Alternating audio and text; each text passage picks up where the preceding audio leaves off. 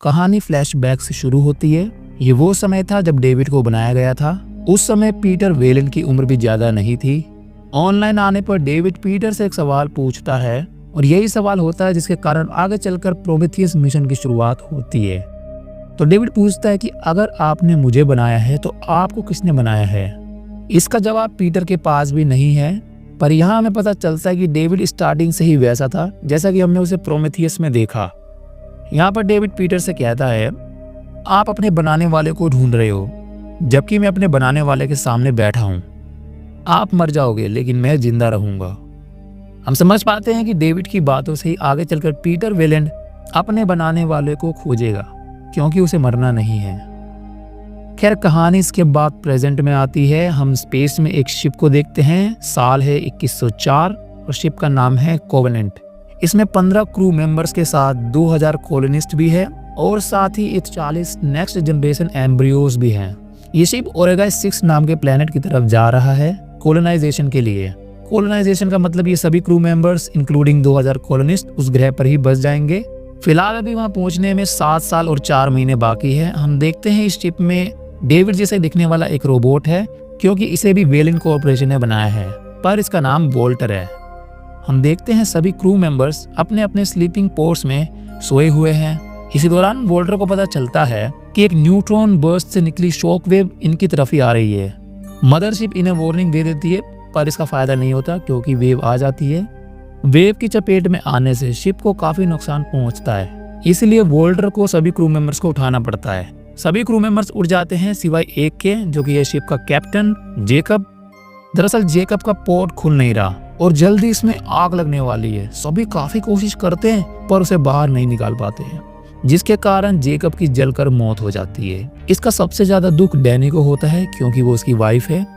Walter उसके पास ही बैठा है। डैनी उसे अपने प्लान के बारे में बताती है जो कि उसने जेकब के साथ देखा था कि ओरेगा 6 पर पहुंचकर एक लेक के पास वो एक वुडन हाउस बनाएगी, पर अब ये ख्वाब पूरा नहीं हो पाएगा क्योंकि जेकब अब नहीं रहा। यहाँ वोल्टर कहता है कि उस घर को बनाने में मैं तुम्हारी मदद करूंगा। इसे सुन डैनी को काफी अच्छा लगता है। खैर आगे हम देखते हैं सभी क्रू मेंबर्स इकट्ठा होकर एक न्यू कैप्टन चुनते हैं। सेकंड इन कमांड ओरम है, इसीलिए वही कैप्टन चुना जाता है। अब शिप को जो भी नुकसान हुआ है उसे ठीक किया जाने लगता है। टेनेसी शिप के बाहर से उसे ठीक कर रहा होता है, तभी उसे एक अननोन ट्रांसमिशन रिसीव होता है। सभी इस ट्रांसमिशन को डिकोड करने की कोशिश करते हैं। डिकोड करने पर पता चलता है कि ये एक सॉन्ग है जो कि ट्रांसमिशन के थ्रू स्पेस में भेजा जा रहा है। लोकेशन ट्रैक करने पर पता चलता है कि ये पास ही के सोलर सिस्टम से आ रहा है। इस सोलर सिस्टम की जांच करने पर इन्हें एक ग्रह मिलता है जो कि हैबिटेबल जोन में आता है और इसकी कंडीशन तो ओरेगा 6 से भी काफी बेहतर है। ये जान ओरम फैसला करता है कि हम इसी ग्रह पर कॉलोनी बसाएंगे, पर डैनी इसके खिलाफ होती है। वो ओरम से अकेले बात करती है और उसे समझाती है। खैर डैनी के अलावा सभी रेडी होते हैं, इसलिए ये सभी उस नए ग्रह पर चले जाते हैं। इस प्लेनेट पर पहुंच ये देखते हैं कि यहाँ पर काफी बड़ा तूफान आया हुआ है। इसके कारण इनका कम्युनिकेशन डिस्टर्ब हो सकता है, पर ये इसकी चिंता नहीं करते हैं। सभी एक सपोर्ट शिप के साथ इस ग्रह पर चले जाते हैं सिवाय टेनेसी, रिक्स और अपवर्थ के। जैसा कि अंदाजा था, ग्रह पर लैंड होते ही इनका कांटेक्ट कोवेनेंट से टूट जाता है। इसलिए फेरिस जो कि टेनेसी की वाइफ है यहीं रुककर कांटेक्ट बनाने की कोशिश करती है। बाकी सब उस ट्रांसमिशन वाली लोकेशन की तरफ चले जाते हैं। आगे चलकर लेडवर्ड और करीन बाकियों से अलग हो जाते हैं। करीन ओरम की वाइफ है। उस लोकेशन पर पहुंच ये देखते हैं कि एक स्पेसशिप है। अंदर इन्हें एक फोटो भी मिलती है जिसमें हम एलिजाबेथ और चार्ली को देख पाते हैं। यानी कि दोस्तों ये वही शिप है जिसमें एलिजाबेथ डेविड के साथ इस ग्रह पर आई थी। वोल्टर इन्हें बताता है कि 10 साल पहले प्रोमेथियस शिप गायब हो गया और एलिजाबेथ उसकी ही चीफ साइंटिस्ट थी। इसी दौरान हम टॉम और लेडवर्ड के साथ कुछ अजीब होता हुआ देखते हैं। हम देखते हैं लेडवर्ड किसी अंडे जैसी चीज पर पैर रख देता है और इस चीज के फूटते ही इसमें से कुछ निकलता है जो कि लेडवर्ड के शरीर में चला जाता है। यही घटना टॉम के साथ भी घटती है। शिप के अंदर भी ये अंडे होते हैं। इसमें से निकला पदार्थ टॉम के शरीर में चला जाता है। जिन्होंने प्रोमेथियस देख रखा है वो समझ गए होंगे कि अब क्या होने वाला है। खैर हम देखते हैं कि वो सभी उस ट्रांसमिशन की लोकेशन पर पहुंच जाते हैं जहां पर एक होलोग्राम चल रहा है जिसमें हम एलिजाबेथ को सिंगिंग करते हुए देखते हैं। पर दोस्तों अभी तक डेविड और एलिजाबेथ का कोई पता नहीं है। खैर कुछ देर बाद हम लेडवर्ड की तबीयत को खराब होता हुआ देखते हैं, इसीलिए करीन उसके साथ शिप पर लौटने लगती है। वो ओरम को इसके बारे में इन्फॉर्म भी कर देती है। साइमल्टेनियसली टॉम की भी तबीयत बिगड़ जाती है, इसलिए बाकी सब भी यहाँ से जाने लगते हैं। लेडवर्ड का तो काफी बुरा हाल हो जाता है, पर वो शिप पर लौट आता है। उसे देख फेरिस और भी डर जाती है, पर आगे जो होता है उसे देख वो और भी ज्यादा डर जाती है। ये दोनों लेडवर्ड को मेडिकल रूम में ले जाते हैं, जिस दौरान हम देखते हैं कि कोई चीज लेडवर्ड के पीठ को चीरकर बाहर आने की कोशिश कर रहा है। ये देख फेरिस इतना डर जाती है कि वो करीन को उस रूम में ही बंद कर वहां से भाग जाती है। वो टेनेसी को कांटेक्ट करती है, पर इन दोनों की बात ठीक से नहीं हो पाती। पर टेनेसी को एहसास हो जाता है कि फेरिस काफी डरी हुई है। खैर इनका कांटेक्ट टूट जाता है। डरी हुई फेरिस लौट कर आती है। करीन उसे बार बार गेट खोलने के लिए कहती है, पर फेरिस वैसा नहीं करती। पर उसी दौरान वो देखती है कि लेडवर्ड में से एक चीज बाहर निकल जाता है। ये भयानक मंजर देख इन दोनों की हालत खराब हो जाती है। करीन बार बार उसे गेट खोलने के लिए कहती है, पर फेरिस नहीं खोलती। इसके बजाय वो ओरम को मदद के लिए बार बार बुला रही होती है, पर आवाज के साफ ना होने के कारण फेरिस की आधी बात वो समझ ही नहीं पाता। खैर हम देखते हैं कि जो जीव उसके अंदर से निकला है वो कोई और नहीं बल्कि नियोमॉर्फ है, और वो करीन पर अटैक कर देता है। ये देख फेरिस उसे बचाने के लिए आती है, पर इससे पहले कि वो फायर करती वो फिसल कर गिर जाती है, जिसके कारण नियोमॉर्फ का ध्यान उस पर चला जाता है। ये देख फेरिस यहाँ से भागने लगती है। वो नियोमॉर्फ उसका पीछा करता है, इसीलिए फेरिस गन से उस पर अटैक करती है। वो बार बार नॉन स्टॉप फायरिंग करने लगती है, पर इस अंधाधुंध फायरिंग के कारण शिप पर आग लग जाती है और एक ब्लास्ट में पूरा शिप उड़ जाता है, जिसमें फेरिस और करीन की मौत हो जाती है। ओरम ब्लास्ट देख शिप में आने की कोशिश करता है, पर डैनी उसे रोक देती है, क्योंकि वो जानती है कि अब ये दोनों मर चुके हैं। वहीं दूसरी तरफ टॉम के अंदर से भी एक नियोमॉर्फ निकलता है। अब यहाँ पर टोटल 2 नियोमॉर्फ इन पर अटैक कर देते हैं। एक तो वोल्टर का हाथ ही अलग कर देता है, पूरा नहीं बस कलाई तक का। यहाँ एक और क्रू मेंबर मारा जाता है। इन्हें बचाने के लिए एक अनजान शख्स यहाँ पर आता है। दोस्तों ये शख्स कोई और नहीं बल्कि डेविड ही है। ये इन्हें अपने साथ ले जाता है। रास्ते में हम कई डेड बॉडीज को देखते हैं, जिनकी संख्या लाखों में होती है।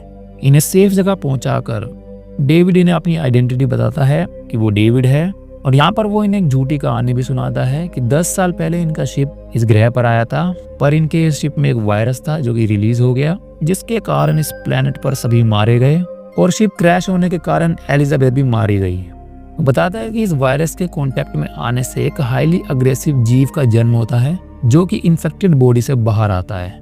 ये सुन ओरम पूछता है कि कहीं हम तो इन्फेक्टेड नहीं है, क्योंकि अगर ऐसा है तो हम इस वायरस को लेकर अपनी शिप पर नहीं जा सकते। ओरम बताता है कि वो सब कॉलोनी बसाने के लिए 2000 लोगों के साथ निकले हैं। यहाँ ओरम को अंदाजा भी नहीं है कि ये सब बताकर उसने कितनी बड़ी गलती कर दी है। खैर डैनी को डेविड की बातें कुछ कन्विंसिंग नहीं लगती है, इसलिए वोल्टर को कहती है कि वो पता करे कि आखिर डेविड सच भी बोल रहा है कि नहीं। दूसरी तरफ हम टेनेसी को परेशान होता हुआ देखते हैं अपनी वाइफ के लिए। वो इस बात से अनजान होता है कि उसकी वाइफ नहीं रही, इसीलिए कॉन्टेक्ट बनाने के लिए वो कोवेनेंट को इस प्लेनेट की तरफ लाने लगता है ताकि कम्युनिकेशन ठीक हो जाए। पर इसमें काफी रिस्क है, क्योंकि इसके लिए इनको अपनी शिप को तूफान के करीब लाना होगा। पर फिलहाल टेनेसी को इसकी नहीं पड़ी है, इसलिए वो शिप को नीचे ले आता है। दूसरी तरफ वोल्टर को देखते हैं, वो डेविड के पास जाकर उससे बात करता है। डेविड की बातें सुन वोल्टर बताता है कि डेविड जैसे रोबोट्स को बनाना बंद कर दिया गया, क्योंकि वो कुछ ज्यादा ही इंसानों की तरह बिहेव करने लगे थे, इसलिए उनकी रीप्रोग्रामिंग की गई और उन्हें लेस कॉम्प्लिकेटेड बनाया गया। यानी कि इंसान कम और रोबोट्स ज्यादा, जैसे कि वोल्टर जो कि सिर्फ इंसानों का ही हुक्म मानता है और अपनी मनमर्जी कुछ नहीं करता, जैसे कि डेविड करता है। वोल्टर की बातें सुन समझ आता है कि डेविड ऐसा क्यों है, क्यों वो खुद को उनसे भी बेहतर मानता है जिन्होंने उसे बनाया। दरअसल दोस्तों ये पूरा खेल एआई का है। डेविड एक बेहतर एआई रोबोट है जो कि लगभग एक पूरा इंसान ही है। वो इंसानों के खिलाफ इसलिए है क्योंकि वो खुद को उनसे बेहतर मानता है, क्योंकि इंसान मर जाते हैं पर रोबोट्स नहीं। यही कारण है कि वो इंसानों से नफरत करता है। डेविड वोल्टर को एलिजाबेथ के कब्र के पास भी ले जाता है, जहां से हम इस प्लेनेट के मरे हुए लोगों को देखते हैं। यहाँ डेविड एक कविता की लाइन को कोट करता है, my name is Ozymandias king of kings, look on my works ye mighty and disappear.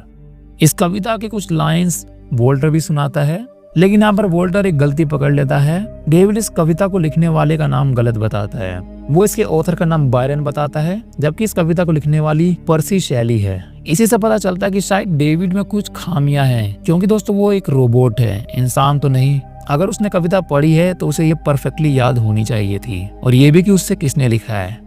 इस कविता से ये भी समझ आता है कि वो खुद को सबसे बेहतर मानता है, इवन इस प्लेनेट के लोगों से भी बेहतर, जिन्होंने इंसानों को बनाया, जबकि डेविड को बनाने वाले खुद इंसान ही थे। अब यहाँ पर हमें एक फ्लैशबैक सीन दिखाया जाता है जब डेविड एलिजाबेथ के साथ इस ग्रह पर आया था, जो यहाँ पर पहुंच उन कैप्सूल्स को इस प्लेनेट पर ही रिलीज कर देता है, जिसके कारण कुछ घंटों में ही इस प्लेनेट पर सभी जिंदा चीज खत्म हो जाती है। आप सोच रहे होंगे कि शो का क्या हुआ। जब डेविड ये सब कर रहा था तो शो ने उसे क्यों नहीं रोका? इसका जवाब तो हमें आगे पता चलेगा। फिलहाल हम देखते हैं लोब कॉन्वेंट से कांटेक्ट कर लेता है। यहाँ डैनी टेनेसी को उसकी वाइफ के बारे में बताती है, जिसे सुन वो काफी भावुक हो जाता है। डैनी उससे मदद मांगती है, इसलिए टेनेसी एक कार्गो शिप लेकर उनकी तरफ चल पड़ता है। वहीं हम दूसरी तरफ एक नियोमॉर्फ को देखते हैं जो एक क्रू मेंबर रोजेंथल को मार देता है। तभी यहाँ पर डेविड पहुंच जाता है। हम देखते हैं ये नियोमॉर्फ डेविड को कुछ नहीं करता। अगर आपको लगता है कि वो रोबोट है इसलिए वो कुछ नहीं कर रहा तो आप गलत हो, क्योंकि हमने देखा था कि इसने वोल्टर पर अटैक किया था और उसका हाथ भी अलग कर दिया।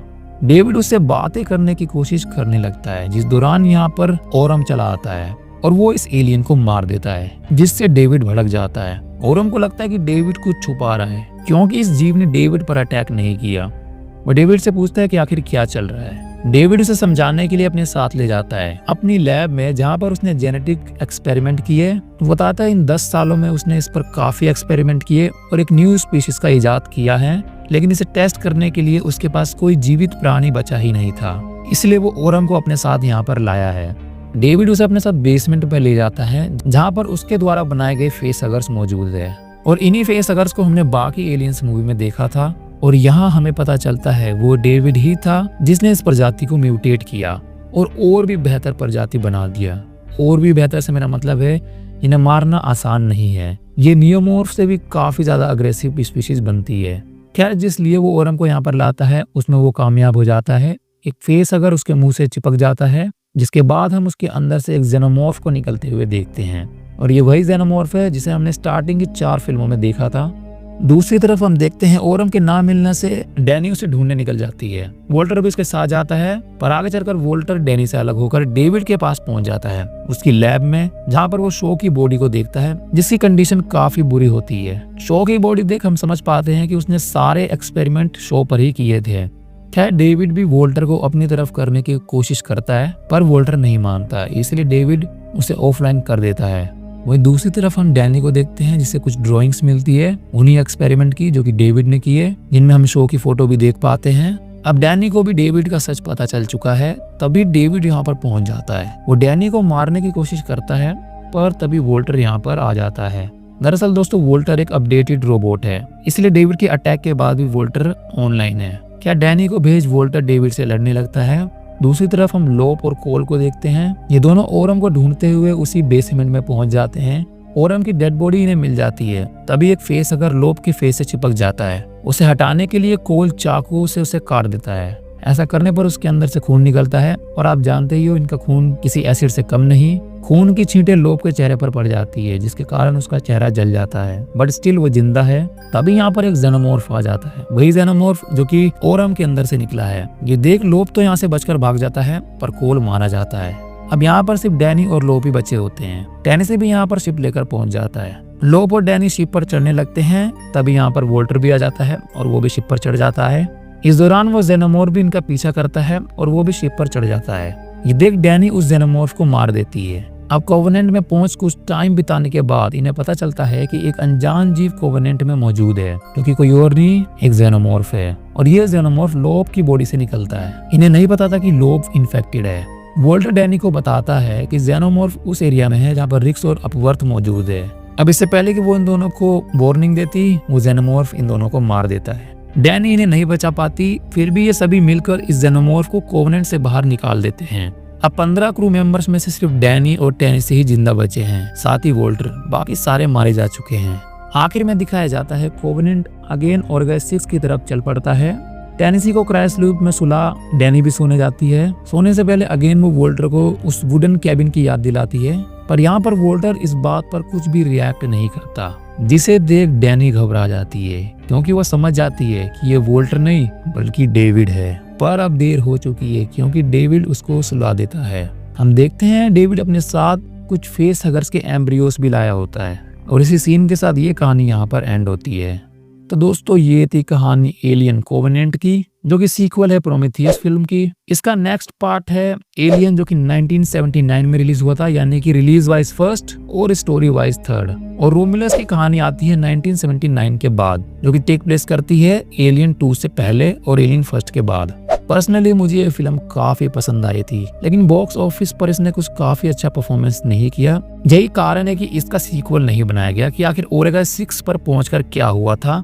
क्या डैनी के साथ भी वही होगा जो कि उसने एलिजाबेथ के साथ किया? क्या आगे चल के डेविड और इस पर रिसर्च करेगा, क्योंकि अब उसके पास 2000 कॉलोनिस्ट है, और क्योंकि वो रोबोट है तो कभी वो मरेगा नहीं, यानी कि वो सालों साल रिसर्च कर इस स्पीशीज को और भी बेहतर बना सकता है। और अब तो उसके पास टेस्ट करने के लिए इतने सारे इंसान भी मौजूद है कि सीक्वल के आसार तो बिल्कुल भी नहीं लगते। खैर रोमुलस भी काफी अच्छी मूवी है और उसकी कहानी मैं जल्दी लाऊंगा। आपको ये फिल्म कैसी लगी कमेंट करके जरूर बताना।